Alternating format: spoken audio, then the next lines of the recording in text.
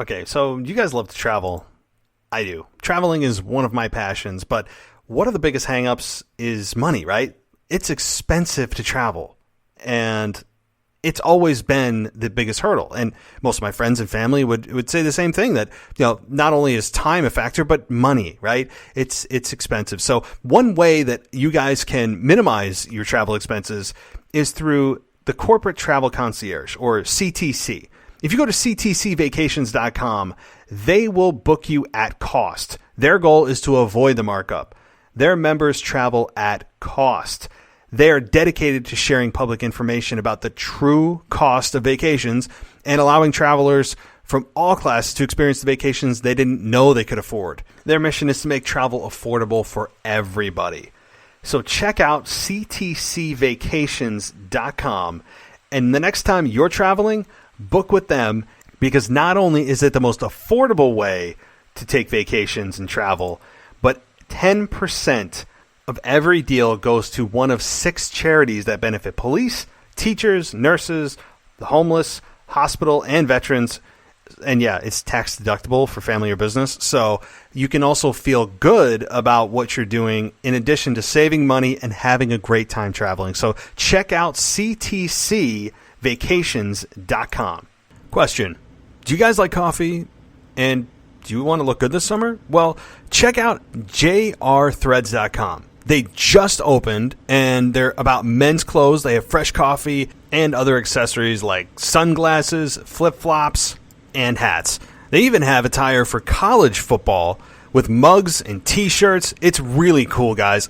Very reasonably priced, and they're brand new. That's, again, jrthreads.com. That's JAYARR threads.com. And you can also check them out on social media at ARR Threads on Twitter, or JR Threads on Instagram. That's JAYARR Threads on Instagram. I'm telling you guys, you got to check this out. They've got some really, really good quality stuff. The website's very well done, professional, and it's got everything you'll need to look and feel great this summer season. It's time for your weekly fix of wrestling nostalgia, when we look at wrestling's past eras, from the Attitude Era to the Reality Era. I'd like to think that maybe this company will be better after Vince McMahon's dead, but the fact is, it's going to get taken over by his idiotic daughter and his doofus son-in-law and the rest of his stupid family. To today, here on the WWE Podcast. Welcome to the WWE Podcast. Thank you for joining me. It is Sunday, June 9th, 2019. Thank you, everybody, for joining me, and mercifully, the Super Showdown is over. And yes, as promised, I have some very, very strong opinions on that show. A show that will be hopefully long forgotten by wrestling fans across the world after we witnessed what we did in Saudi Arabia. It's not to say everything was all bad. You know, I maybe am a bit over dramatic on this. I think in general the pay-per-view was just a disaster, and I mean that in a respectful way, as always. So I'm going to get to that. There were some bright spots, as there always are. The entire show was not a disaster. It just left me feeling very awful about I mean, there's no way to make big cute words for this. It's just straight to the point. This was a pay-per-view that is one that WWE should hang their head about, and I am going to get into that in just a minute. But first, we're going to get into the wrestling nostalgia segment of the show. Start with some good. We got to start positive, because I can promise you that later in this show, we will not have that feeling. I promise you. So turn your speakers down. I'm not going to yell. I'm not Dolph Ziggler in a promo. I'm not going to yell. I don't yell. Even when I'm super angry, no matter what I'm doing, whether it's in an argument with a spouse, family, friend, never. I don't yell. I just don't yell. So don't worry about that. But my point is, I'm going to speak very strongly and probably I'm going to try not to put my mouth too close to the microphone. So just a bit of a heads up there. So if you're on, in your car or you're in your house and I'm on your Bluetooth speaker, you may want to tone it down just a bit because things could get ugly quick. So, all right. But before any of that, just a couple of quick updates. As always, I like to make this my housekeeping session of every show. The end of this week, as we start a new week, it's Sunday. So I will have a brand new shiny website for you guys by the end of the week. And without any further complications that I see, that's the due date that I'm promised is the end of this week will be the new website that I'll be debuting. And I'm super excited to see it. I've been working with someone very closely on it. I'm trying to make it as I said, a much more updated and 2019 version of what it should be. And I think that it'll help out the show. It'll help you guys get the content you need and lots of other bells and whistles that will be coming down the line that you guys will, I hope, enjoy. Because, and I mean, I can just tell you what is going to be on there in general. There'll be a podcast section, obviously, right? So every post that I put up will have the audio file attached to it. And there'll be an articles section, or an opinions section, rather, that will house my own opinions. And I'm looking to bring on other people to this. This won't just be my thoughts put into this. I want other people's opinions that will, in writing, okay, not another co-host. I'm not going through that selection process again. This is for writing only. So there'll be an opinion section of that website where you can read other people's thoughts and predictions and reactions to the goings-on of WWE. So that should be a whole lot of fun. There's also going to be a videos section. And while I don't personally have any videos right now of me, I will be adding those in the future. I'm just going to be linking it to my YouTube channel. I actually have a YouTube channel, yes. There's not a whole lot on there. There might be one or two videos of me from a couple years ago when I tried to do the green screen bit and all that. So it'll be right now a YouTube link to that portion of my website. Eventually, there will be a video portion of this show where I can give you guys my thoughts, maybe live thoughts on things that are going on. Again, this is down the line, but I wanted to create that website proactively for the things that I'm envisioning this website being, in 5-10 years is what I'm trying to do now. I'm trying to lay the foundation for that. So there'll be a video section, and again, guys, I haven't seen the final product yet, but this and these are the sections of the website that I'm looking to do. I'm also I want to make it very clear. This is going to be a website I hope is user friendly. I'm not making it so complicated. I got to add this and this and this and this and this. This is something that I want to make it easy for everyone to navigate, have feedback, all of that. So I spent a lot of money and time on this, so hopefully it comes out good, and I'll keep you guys updated. As for now, the old website still exists in its very undead format, kind of it's not great. I'll just leave it at that. So, okay, well, let's get to the wrestling nostalgia portion of this show, and that is something that occurred on May 17th, 2004 on Monday Night Raw. And my, oh my, could you imagine this segment happening in 2019? So, back in 2004, you may remember a wrestler as they called them back then. Then they just somehow transformed into superstars. But back then they were known as just wrestlers. You may know the name Eugene. Now, before I get into what happened on May 17th, 2004 with Eugene, I want to give a couple of quick thoughts on what Eugene is, if you don't know who he is, and my reactions to the overall character. And so Eugene was, in storyline perspective, the nephew of Eric Bischoff. And Eric Bischoff, being the general manager of Raw at the time, was embarrassed about being related to Eugene, would try to humiliate Eugene. Eugene was the nephew, but he was also a special needs character. Yeah. A special needs character that WWE bordered on, I don't want to say lawsuits, but just they bordered on a PR disaster with this one. And obviously Nick Dinsmore, who was the man who played Eugene, ended up having a bunch of drug issues. The character didn't last too long, a couple of years, and maybe not even a couple of years. I'd have to look that up, actually. I don't know. It probably was a year or less that this Eugene character lasted. It wasn't long. As I said, Nick Dinsmore had a lot of drug issues, and so that didn't last long. However, the shelf life of this character, while it was very intriguing, and I can't remember the last time somebody ever attempted this, because it is an extremely fine line that you are walking, even when WWE back then was a privately owned company. You didn't have the sponsors to really answer to so much. It was 2004, and people weren't so sensitive, and everybody didn't feel like they have a victim mentality or a protected class that they're in. I mean, all this nonsensical crap that people are trying to shield themselves with today.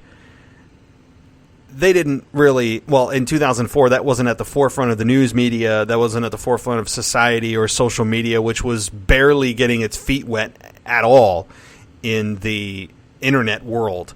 There were still chat rooms and AIM and all of that. So in the pre-social media explosion and pre-WWE being publicly owned, you have this character that is the nephew in storyline of Eric Bischoff, who is the general manager, whose special needs is mimicking his favorite wrestlers in the ring. It was entertaining as hell. I'll be honest, the crowd got behind him in kind of like a you go get him, buddy kind of way, but he was entertaining at the same time. It's a dangerous character to play, a very dangerous, and I think if WWE did that today, I would think that 75% of their sponsors would be gone on Tuesday morning if they did it on Monday Night Raw this week. I mean, it really was that bad, and especially this segment, and I'm not going to play the whole thing, but as always, I give you guys a little audio. The coach in this segment was berating, just dehumanizing, that's a good word, dehumanizing Nick Dinsmore, Eugene, and saying he has no friends, you don't belong here, you're a joke. All of this just dehumanizing and humiliating this special needs. Again, he's not actually special needs, but this portrayed special needs wrestler that looks up to so many other wrestlers, has a good heart, all of that, and just completely destroys him on live television. Obviously, if you guys know where I'm going with this, you might remember or may not, Eugene ends up walking up the ramp, sad, after getting destroyed for about 10 minutes straight, 15 minutes by the coach. I mean, it was really that long. He gets to the top of the ramp, and The Rock's music hits. The Rock leads him back to the ring, cuts a pretty funny promo against Coach. Coach ends up getting a rock bottom and a people's elbow, and the people go home happy. So it was just a moment I remember in, 19 years old. At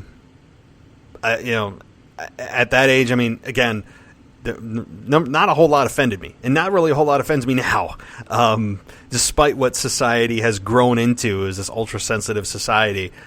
I'm not offended by almost anything, like really. Like you would have to make it your life's effort to offend me. But nonetheless, it was a moment that I remembered, and the reason I'm bringing it up is because of the fact that I can't remember the last time any wrestling promotion, and I'm sure I'm wrong, you Twitter police out there will give me, I'm sure, a time, place, and company in which this has happened before. But I can't recall it. Maybe that's why I only watched WWE back in my heyday of 20 years of wrestling. But it's just such a dangerous character to play even back then, and it would be a public relations nightmare in 2019. So it's just amazing to see the transformation. I don't want to say growth, because is it really growth when ratings were 3-4 times what they were back then, and they were selling out every show. I mean, really? So I don't know. All right. So I'm going to play a little clip for you, and then I'm going to come back and we'll discuss this a little further and then get into Super Showdown. Don't worry, that's coming. So here's Eugene. I'm going to start the clip a little bit with the coach. I just want you to hear some of the things Coach was saying, and then I'll fast forward a little bit to where The Rock comes out, and then I'll be right back with you guys. Making fun of you. See, they're booing you right now. You see, Eugene, everybody on this show serves a purpose. Your purpose is to be a laughing stock.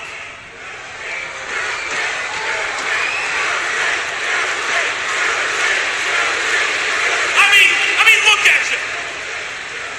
You're an embarrassment. The way you dress, the way you act.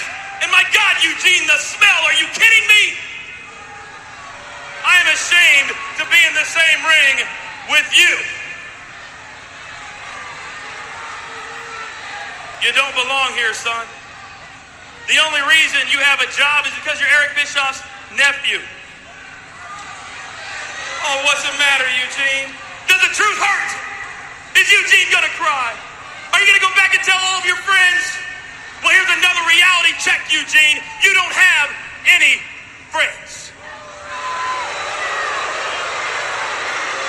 Not me, not William Regal. None of these people are your friend. This is what Bischoff wanted to do to this man. Just break him. This man! What? What the God! What the hell is The Rock? Oh my God! The Rock! The Rock is here! The Rock is here! Eugene can't believe it! The fans can't believe it! My God, I can't believe it! The Rock! They are looking for The Rock! I know them! The Rock is leading Eugene back to the ring! And that is just a little bit of the segment. I mean, it's a pretty long segment that went on for about 20 minutes or so. And again, it ends with The Rock getting the rock bottom on Coach, and people go nuts. Again, this is also, too, don't forget, a transition period for The Rock. The Rock was not a weekly figure as he was back in, the late 90s, early 2000s. He was transitioning at this point very slowly, but surely, to Hollywood. He was getting his break as the Mummy Returns cameo, or the Scorpion King, rather, and he was transitioning into Hollywood, so it was a surprise to see The Rock, and I just remember that, and some of the things that The Rock called the Coach were funny. Like, one of them was, I think, popcorn fart or something like that. I mean, this was just classic Rock stuff, and again, having Eugene come back with him as kind of the big older brother coming back to save, his little brother from being the big bully. I mean, there's just so many different analogies you could make. But it was, I wanted to bring that up because it's a cool moment, yes, and the Eugene character is extremely unique. It's just, I wanted to give you guys a stark contrast. If you have not followed wrestling for that long, and if you just joined WWE in the past few years, you're not really sure about the history, well, go back to pre-public release, IPO, when they were a privately owned company and and they were still TV 14. And I believe in July of 2008 is when they went TV PG. And so they were still pre-PG by 4 years. So they were still in the thick of the nonsensical stuff. I mean, I believe that same year, it was either 04 or 03, when they did the Katie Vick angle. Maybe I'll do that next week. Oof. That's a brutal one. I won't get too much into it. I will just say, if you don't know what Katie Vick is, Google it, YouTube it, but don't do it with your parents around. It's viewed by many as one of the worst storylines in the history of WWE, if not the industry. It is terrible, terrible stuff. And then I will just say this. Triple H going to the funeral home, an actual funeral home, and getting in the casket with a dead body. I'll leave it at that. And think about that. Think about that.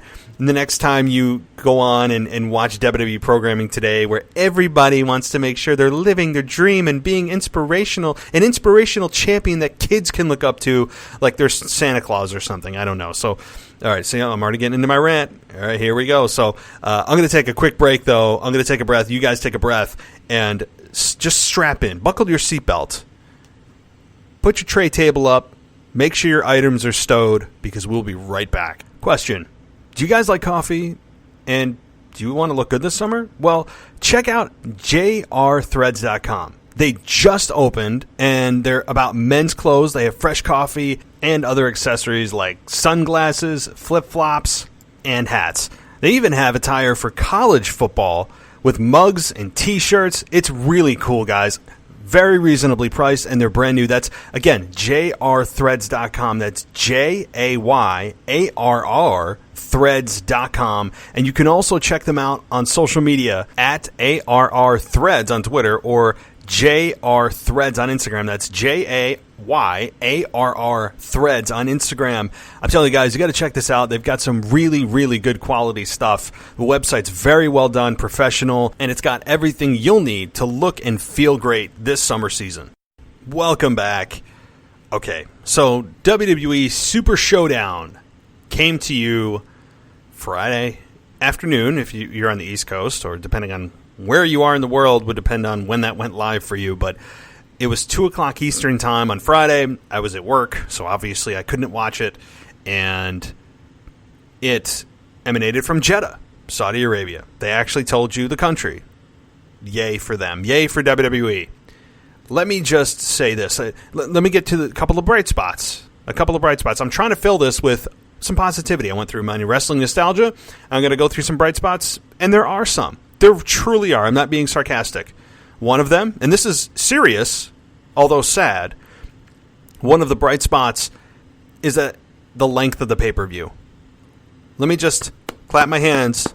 Hooray for WWE for a manageable pay-per-view time. Congratulations. Thank you for this pay-per-view time of reasonableness and not leaving me exhausted and I can't handle this anymore. Yay. I loved the pay-per-view time. Another bright spot I enjoyed was actually the very first match. I did enjoy Seth Rollins and Brock Lesnar. Obviously Brock Lesnar was after Seth Rollins had defeated Baron Corbin, but I actually enjoyed the Baron Corbin-Seth Rollins match for the WWE Universal Championship. I really did. I thought that both men worked very hard, and I really thought that they were physical. I am not a fan of Baron Corbin losing via roll-up, okay, because they do all of these things, and I don't know what it is with WWE's obsession with roll-ups. These guys kill each other, and gals kill each other. Oh, and we'll get to gals, because there weren't any. We'll get to them. And I know why there's not any. I'm not stupid, all right? But, boy, I'm really trying to just keep the beast at bay right now. But why do matches like this have to end in a roll-up? The things that they do to each other, and a roll-up does it? Really? Roll-ups. And I wouldn't mind if it happened once in a while. But a roll-up is like the new super kick. Everyone's doing it, and it doesn't mean anything. I just am not following why roll-ups always have to happen, and especially for a heel that is in the pinning predicament, because then there's always an out. The referee ended up talking back to Baron Corbin, didn't lay his hands on him, and the referee was mic'd, apparently. Apparently they somehow mic'd the referee, which are never mic'd, but nonetheless we were all supposed to hear what he was saying, and we did, fine, blah, blah, blah. And then we get a Baron Corbin roll-up who ends up losing, and now you have an out for Baron Corbin, who he's not championship worthy. I'm tired of Baron Corbin on my screen. This is the go-away heat for Baron Corbin. This is not the, yay, great job of being heel. I wanted Baron Corbin to just go away for like 2 to 3 months after he was fired as the general manager of Raw. I was tired of seeing his prom vests and his slacks and just his promos. I'm tired of it. Like, I think Baron Corbin's very talented. This is not the problem. I think he needed time away. He needed time away to regroup, repackage, rebuild. And instead, next week, it felt like he was still a general manager coming out in his attire that is apparently the most advantageous to dress like that to participate at your highest level, is dressing up in a after prom attire. I mean, that literally is what he looks like. And I'm not following that. I guess it's just part of his personality and his persona and his gimmick right now or whatever, but that cannot be comfortable to wrestle in. And so anyway, Baron Corbin loses. He gets angry. He hits end of days. Here comes Brock Lesnar. We're promised a cash-in, and we, for the third time, didn't get a cash-in. And you could say, well, Brock tried. He tried. Well, why don't you have the bell ring before you get in the ring? Or hand the briefcase to the referee, make it quick, start the match, and make it official. Instead, Seth, as I predicted, and actually myself and Ashley last week predicted that if if Brock doesn't officially cash in, it's because Brock Lesnar was fought off by Seth and he never got an official cash in. Brock's still the monster, the beast in the bank. We got to have some kind of cute name for it, right? And so Seth ends up fighting off the beast, gets some payback for what Brock did to him last Monday night. And so Brock is still the briefcase holder. Seth is still the Universal Champion. You know what? I mean, as much as I'm tired of this cash-in thing, I'm tired of it. Like, I don't even care when he does it anymore. It was a good segment. Brock took a beating. Seth got some good shots in. I liked this segment. I thought it was good. Another thing I thought was good, but don't worry, this list is getting very short very quick, was Triple H and Randy Orton. I thought these two did very well. And when we say a motivated Randy Orton, it's a different Randy Orton. And I think Randy was slightly motivated on Friday in Jeddah. I really do. I think he and Triple H showed that they are ring generals. Very smooth. Was Triple H a little rusty? Yeah, a little bit. But the shape he keeps himself in, as the announcers said that they kept him, that Ric Flair said that he is always he being Triple H, is always ring ready. And it's true. I mean, think of all the things that Triple H has to do beyond this occasional get in the ring and kick somebody's ass. He wears so many different hats. He's part of the creative. He's the NXT daddy. He is occasionally the D-Generation X degenerate. He is occasionally just the game. He's occasionally just Paul Levesque. He does so many different things, and his hands are in so many different pots. It's really amazing, and you got to give Triple H credit for being able to stay in that kind of shape, who is in better shape than some of the guys who are doing this full time. Okay, so props to Triple H for being able to perform at the level he does for only doing this, a few times a year. And I enjoyed the match overall. I think that the match went maybe a little bit long, but you knew Triple H was going to give himself enough time, right? And I think that Randy Orton held up his end. The RKOs looked good. The pedigree was good. I mean, they both kicked out of each other's finish, but it's a pay-per-view. Or the WrestleMania equivalent pay-per-view, excuse me. And they both did a good job. The match was exciting, as much as there is really nothing on the line. And let me tell you, there is nothing on the line. Triple H or WWE will pretend this match never even happened, as most of the matches on this show, they will pretend never happened. This was a good match, and I enjoyed it. It was smooth. It's nice to see a match that is not all about flip-flops and flabs and straight wrestling. You go to chain wrestling to maybe somebody throws a punch, and then you're off to the races, and then you have some near falls and finishes and kickouts of finishers, and they just told a good story. They just told a plain good story. I'd give that match a B. I enjoyed it. It was good. It was B to B plus, good to very good. How about that?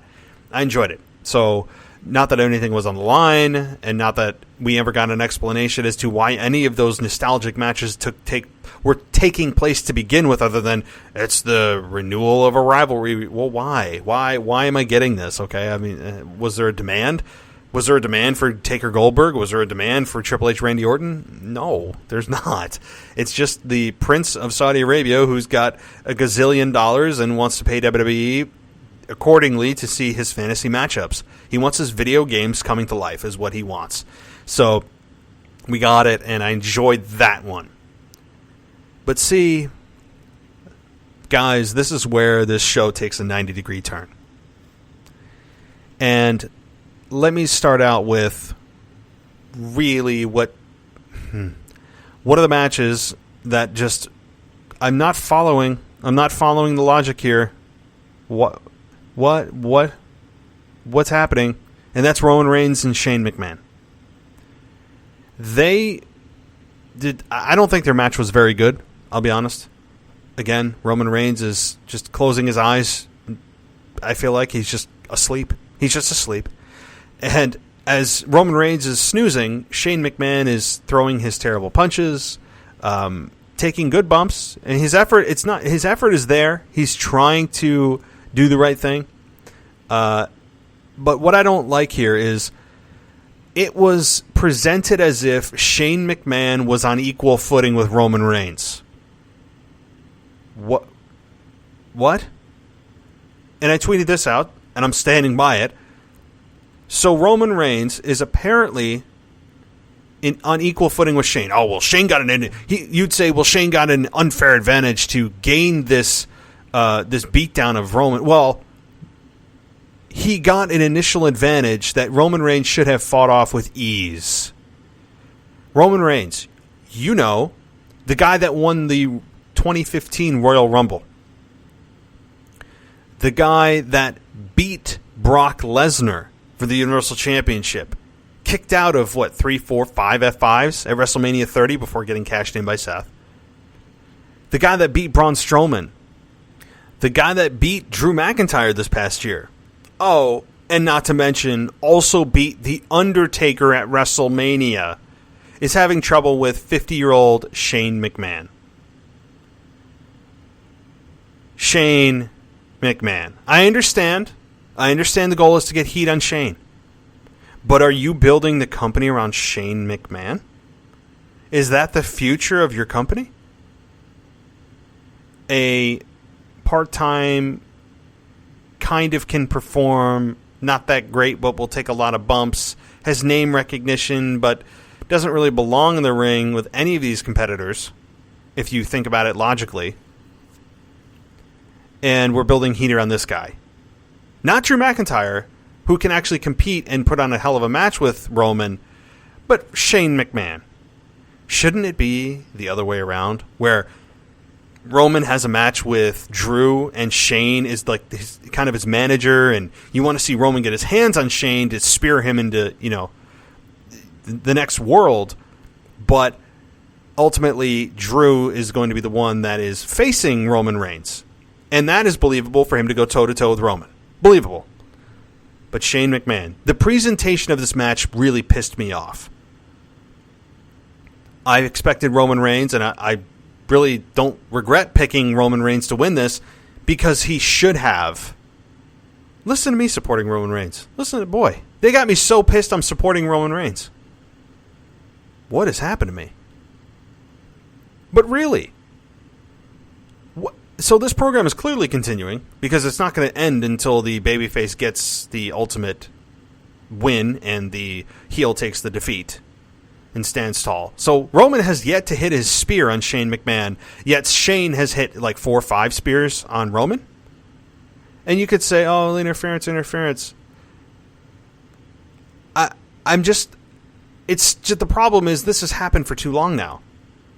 I know it's, and I appreciate the writing for this and the creative to get a lot of heat on Shane, to make you want to see him get his ass destroyed. And I am on board for all of that, and I'm still on board for all of that. I'm still, believe it or not, through all of this criticism, not hypocrite, but criticism, I am still on board for wanting to see that.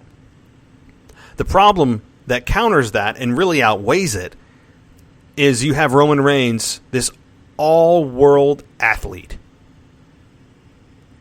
This guy that is presented as the top guy, the top big dog, which still doesn't fit with me. I still hate when they say that. It just sounds so forced. But he's your guy. He's the guy. Yet Shane McMahon is able to go toe-to-toe with him. Why? The problem is that this is not just a new problem, right? You have Shane, who has gone toe-to-toe with AJ Styles. He's gone toe-to-toe with The Undertaker at WrestleMania in Hell in a Cell. Are you kidding me? Even The Miz I had a problem with. Why are we supposed to believe Shane can go toe-to-toe with anybody? You could draw it all the way back to when he faced Kurt Angle at King of the Ring. Or when he faced Kane at Unforgiven in 2004 or whatever it was. You could go all the way back to those moments. He's had a lot of beatdowns. But it shouldn't be happening. It shouldn't be happening. It should have never happened, and it should especially not happen in 2019. So that's my first complaint. And I'm looking forward to Roman spearing the holy hell out of Shane McMahon multiple times. I'm really looking forward to that. So that's the only shining light, silver lining in this. The next thing that I'd like to talk about are the promos that the champions are giving. Are they all... Did they all get like a visitation from Jesus Christ himself? I mean, did they all get like some kind of like order from the Almighty? Did they just become inspired and enlightened over the last few weeks? And you ask, well, what are you talking about? If you listen to the champions right now, specifically Seth and Kofi, they both want to be, oh, and don't worry, not just the champions, but the Battle Royal winner. And look out when I talk about that one. But they all have to discuss the fact that they want to be a champion that everyone can be proud of and kids can look up to. Why does WWE... This is the issue here. Look, I like Kofi as champion. Love it. He went to Ghana. Great. He got his home country to basically wipe his ass. Perfect. Love it. Great. You got Seth Rollins, who has scratch-clawed to be where he's at. One of the best performers in the company, hands down. And they're both talking about the same message. Why is it when WWE gets a babyface champion, they all have to make them try to mold them into transparent role models for kids? That might strike a chord with the parents who are watching this programming with their kids, saying, you can look up to him. But it comes across as soft and forced and corporate. It comes across just so mushy and say your prayers and take your vitamins.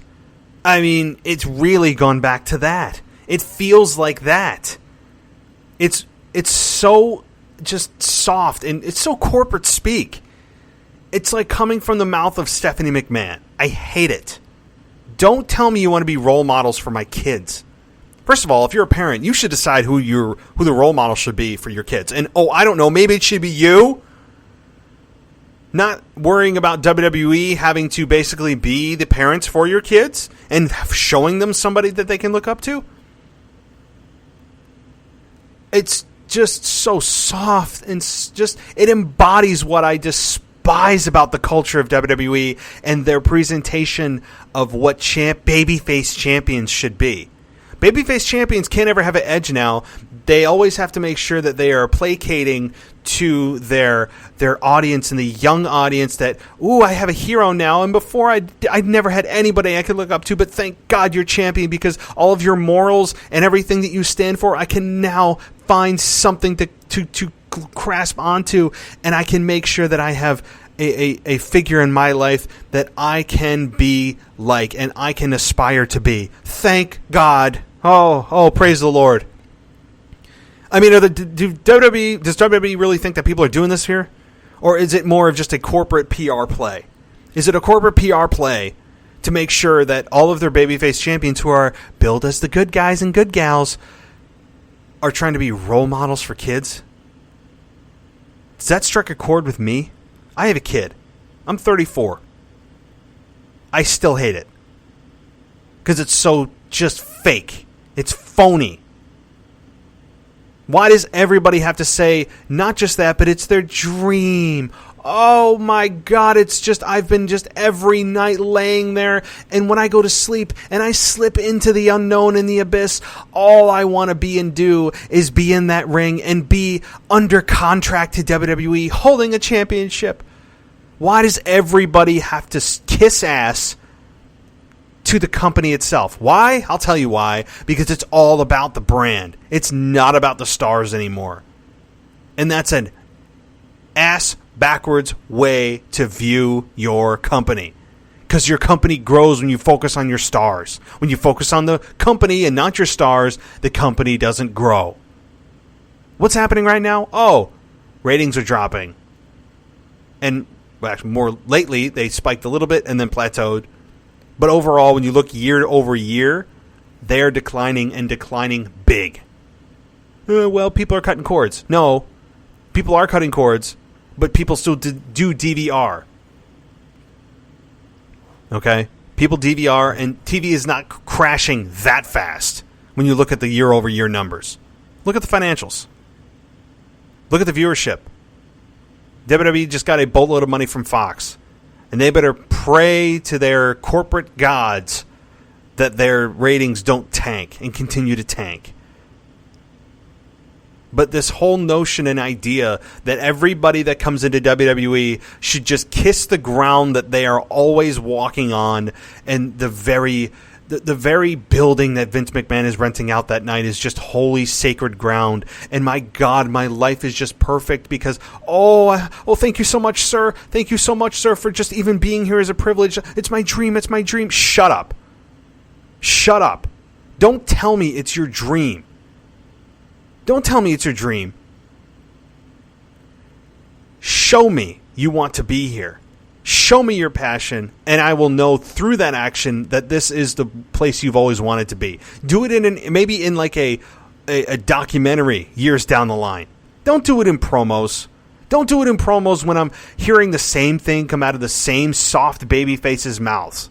That everybody has to make sure they're doing a perfect PR move.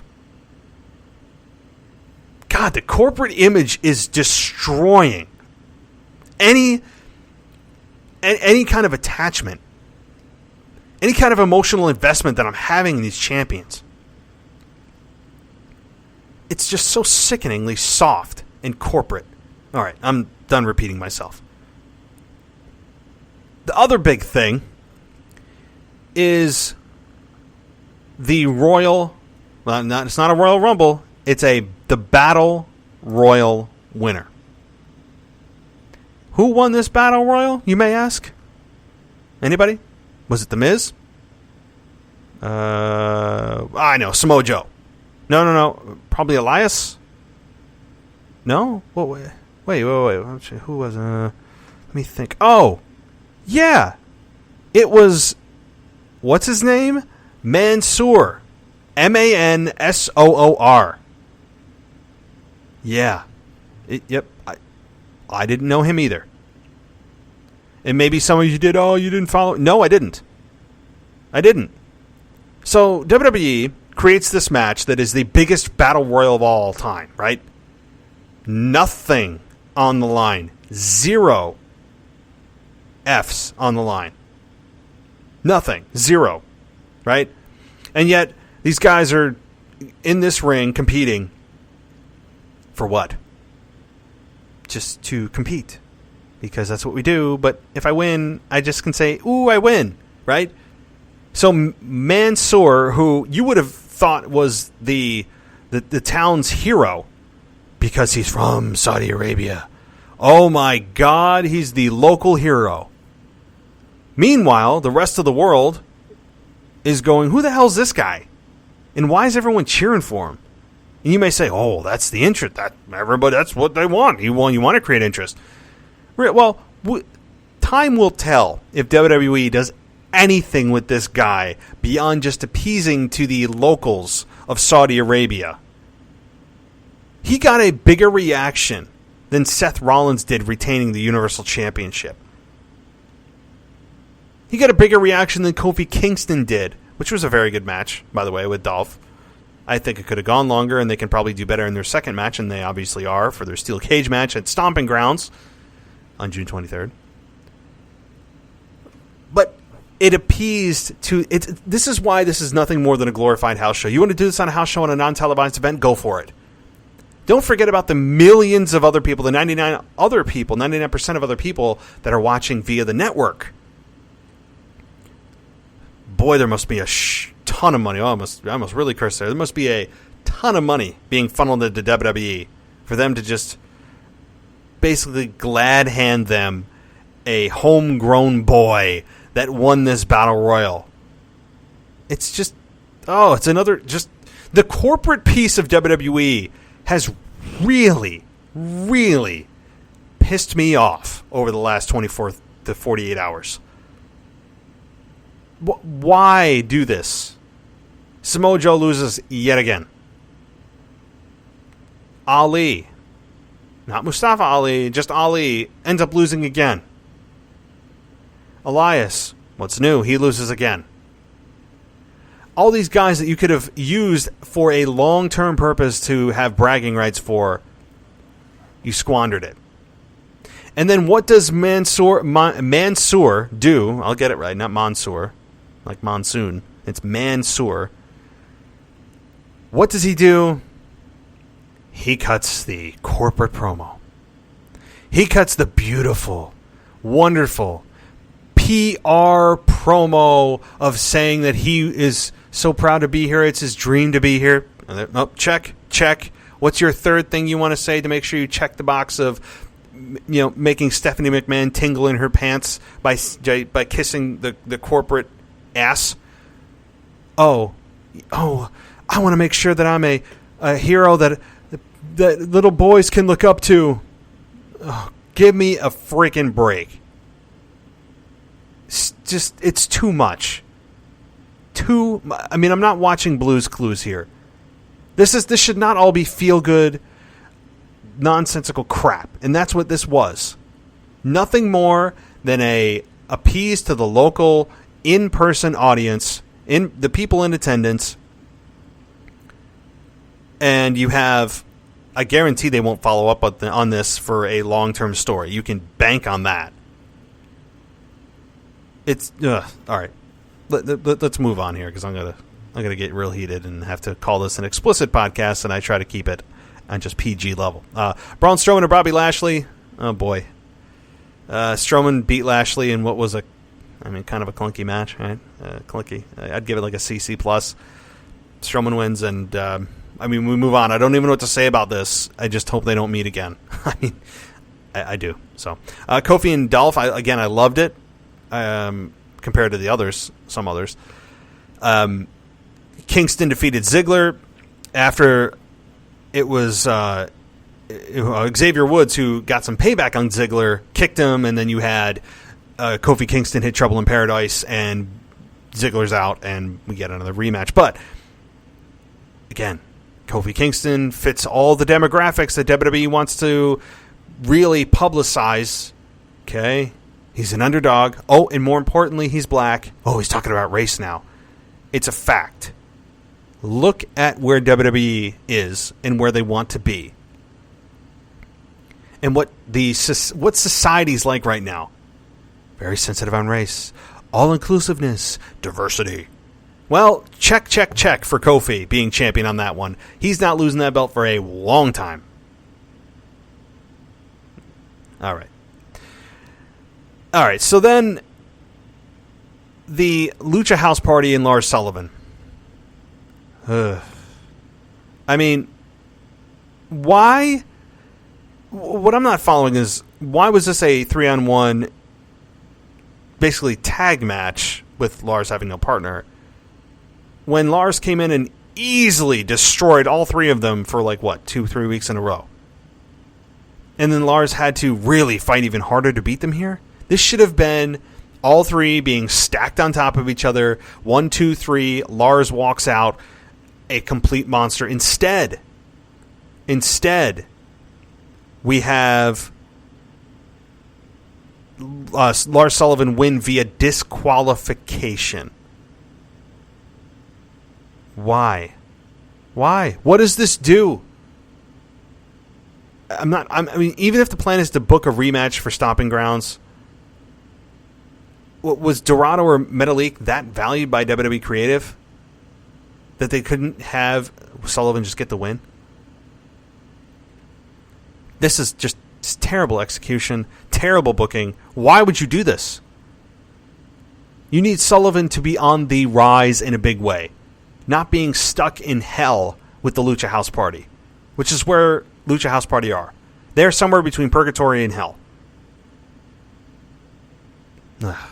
Told you guys, no punches pulled right now. I mean, this is a pay-per-view to really forget. And I did say in my tweet, if you guys follow me at the WWE Podcast, you will have known that I said that this pay-per-view pissed me off legitimately for the first time. And Goldberg and Taker weren't even part of it. And you know what? They're not. They didn't add to it. They just kind of embodied what the entire pay-per-view was. And the reason I don't put any blame on either man is because neither man should be in this ring to begin with. This feud came out of nowhere. It was never explained. It just happened. And they come in there. They're two guys that are way past their prime. And I'm trying to enjoy it as a fan. And they did the best they could. Goldberg got busted open. Apparently was knocked out for part of the match. You have Taker, who is doing the best that he can at his age. They botched a lot of spots. The ending was botched. This was not good. Goldberg, even in his prime, was never a technical guy that could go. He was a 2 moves of doom, intense, had a good look, good physique, personality, and just got over and was there at the right time. And Taker wins, obviously, which was supposed to be via tombstone, but ended up being a chokeslam because of the botch. Whatever. I don't place any of the blame on either guy. I am appreciative of the fact that this match even happened. Despite how terrible it was, I was still appreciative of it. I just don't like watching matches where I go, oof, you're just waiting for one of the guys to get injured, and I don't like that. It's uncomfortable. It's uncomfortable as a fan, because you care for these guys. And I don't want either man at this point in their lives to be injured at all. So, yeah, it was terrible, but so what? The Goldberg Taker was a stinker, but it was a stinker that didn't make the pay-per-view stink. It was a stinker that embodied what the rest of the pay-per-view in general was. I told you about my bright spots. I'm not complaining this whole time. And again, I'm sure I'm going to get some blowback for how negative I was on this show. Do you guys really believe? Somebody give me a case. Somebody explain to me how was Super Showdown good? As a whole, I gave you the few bright spots because there always are, and I always like to find them. But as a whole, what did this do? What did this further? The answer is right in front of you. Nothing. So, guys, that's the show for today. I want to thank you guys for tuning in and being loyal listeners to the show. The show is growing like crazy. Thank you so much. I'll be back Thursday with a new co-host, my second in the rotation, Mary Grader. She will be on the show. She got a lot of positive feedback the first time she was on, and it's a pleasure to have her as a permanent co-host on the show. And she'll be back Thursday to join me to talk Raw and SmackDown and lots of other stuff. It's always a blast. So, but if you guys like me being solo, that's what these Sunday shows are for, right? I do enjoy being solo once in a while. I think it changes things up, but the co-host thing's really cool too. I love that as well. And the website should be up and running by this coming weekend. So a week from now, I should have my shiny new website to show off, and you guys can check out. But again, that's always to be determined when it comes to technology. And so be on the lookout for that. I'm also on SoundCloud now. I'm in TuneIn Radio, Spreaker, Spotify. I was going to say Podbean, something like that. I don't know. Basically, like anything that you have for audio podcast catchers, I should then be there. So obviously Apple Podcasts as well. I appreciate the reviews and all of that. We actually spiked at around 100, number 100 rank on the sports and rec category of Apple Podcasts. Really cool deal, guys. Thank you so much. I do appreciate everybody who listens, even those people who think this show sucks and you leave a review. Well, the review still helps. So go ahead and leave those reviews all you want. I mean, it really just is, it really is helpful. Obviously, the better ones, the 5 stars, are super helpful, but I'm not sitting here begging for them. You guys can do what you want to do. But thank you so much. And I'll be back Thursday with my co-host, Mary Grader. Until then, I'll talk to you next time. Question. Do you guys like coffee? And do you want to look good this summer? Well, check out jrthreads.com. They just opened, and they're about men's clothes. They have fresh coffee and other accessories like sunglasses, flip-flops, and hats. They even have attire for college football with mugs and T-shirts. It's really cool, guys. Very reasonably priced, and they're brand new. That's, again, jrthreads.com. That's JAYARR threads.com. And you can also check them out on social media at ARR Threads on Twitter or JR Threads on Instagram. That's JAYARR Threads on Instagram. I'm telling you guys, you got to check this out. They've got some really, really good quality stuff. The website's very well done, professional, and it's got everything you'll need to look and feel great this summer season.